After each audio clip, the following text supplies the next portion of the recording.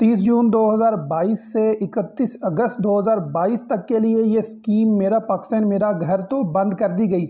लेकिन जिन लोगों ने डाउन पेमेंट दे दी हुई थी, जिन लोगों ने पार्शियल पेमेंट्स कर दी हुई थी और बैंक्स ने उनके अभी तक पैसे रिलीज़ करना थे, उन लोगों का क्या बनेगा? क्या उनकी रकम डूब गई? उन लोगों को क्या कर्जा जारी किए जाएंगे?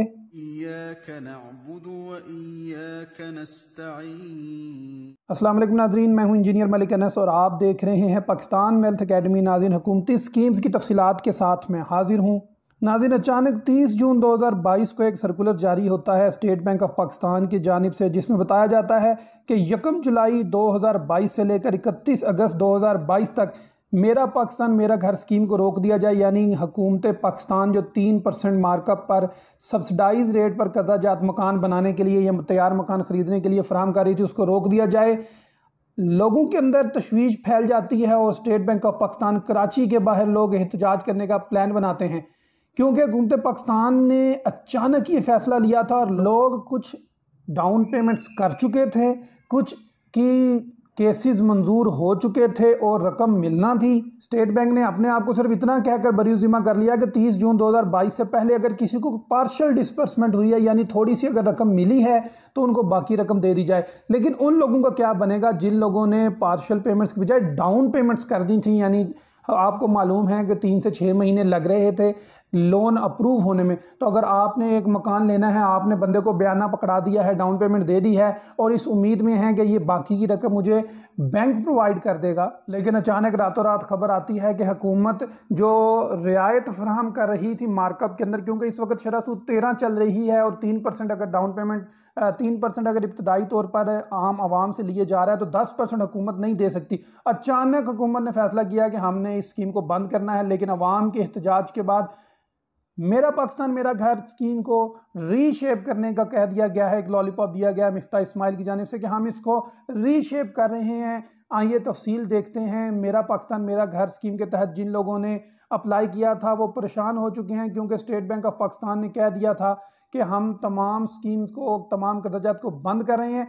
अलबत्ता फाइनेंस मिनिस्ट्री की तरफ से ये बताया गया है कि तमाम इशूज़ जो इस स्कीम से रिलेटेड हैं वो इसी एक वीक के अंदर सॉल्व कर लिए जाएंगे। एक वीक से मुराद 1 महीना ही समझें आप। पीटीआई की स्कीम थी, इसलिए इसको बंद करना था, लाजमी बंद करना था। तो फाइनेंस मिनिस्टर ने अनाउंस किया कि हुकूमत इस स्कीम को रीशेप करने जा रही है। अपने ट्वीट में उन्होंने क्या कहा, ये 4 लाइनें इंतहाई इंपॉर्टेंट हैं, इसको पढ़ते हैं कि बहुत सारे लोगों ने उनसे रब्ता करने की कोशिश किया है कि उनके लोन अप्रूव हो चुके हैं मेरा घर स्कीम के तहत, और उन लोगों ने इस कर्ज को मंजूर करवाने के लिए भी ढेर सारे पैसे खर्च किए हैं। मैंने आपको बताया था कि जब आप तैयार मकान खरीदते हैं तो 4 से 5 लाख रुपए आपका तमाम डॉक्यूमेंट्स तैयार करते हुए ही लग जाता है। तो मिनिस्टर साहब कहते हैं, मिफ्ता इस्माइल ने क्या कहा है कि मैं उन तमाम लोगों को गारंटी दिलाना चाहता हूं कि हम इस स्कीम को रीशेप कर रहे हैं और कोई अपनी रकम को ज़ाया नहीं करेगा, किसी की रकम ज़ाया होने नहीं देंगे, और हम इसको अगले वीक के अंदर, 1 वीक के अंदर इस तमाम मसले को रिजॉल्व कर देंगे।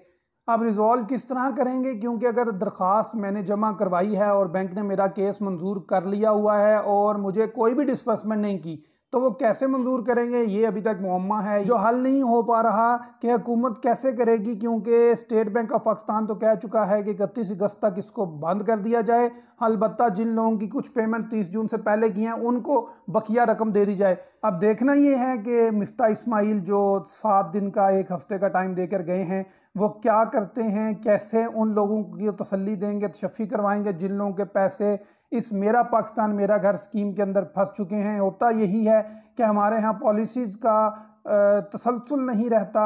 अच्छा प्रोग्राम आता है, वो चूँकि साबका हुकूमत का हो जाता है, इसलिए उसको बंद कर दिया जाता है, फाइल्स को अलमारियों में डाल दिया जाता है। जबकि होना ये चाहिए कि अगर किसी ने कोई अच्छा काम किया है तो आवाम के लिए उसको बरकरार रखना चाहिए। नाम चेंज कर लेते इस स्कीम का, लेकिन इसको जारी रखते। जिस तरह एहसास का नाम इन्होंने चेंज करके दोबारा बेनजीर इनकम सपोर्ट रख दिया था, इसका भी नाम चेंज कर देते और स्कीम को जारी रहने देते। लेकिन इंशाल्लाह आप परेशान ना हो। आप लोगों की अगर डाउन पेमेंट कहीं फंसी हुई है और आप लोगों ने कर्ज के लिए अप्लाई किया हुआ है, तो लोग आप जैसे और भी बहुत सारे हैं जो इस परेशानी में मुब्तला हैं और कोई ना कोई सलूशन हुकूमत को निकालना पड़ेगा, नहीं तो अवाम एहतजाज करने के लिए तैयार होगी। आने वाले दिनों में अगर इस पर कोई अपडेट आई तो मैं आपके साथ ज़रूर शेयर करूँगा। पाकिस्तान वेल्थ अकेडमी से इंजीनियर मलिक अनस को इजाज़त दीजिए। अल्लाह हाफ़िज़। पाकिस्तान पाइंदाबाद।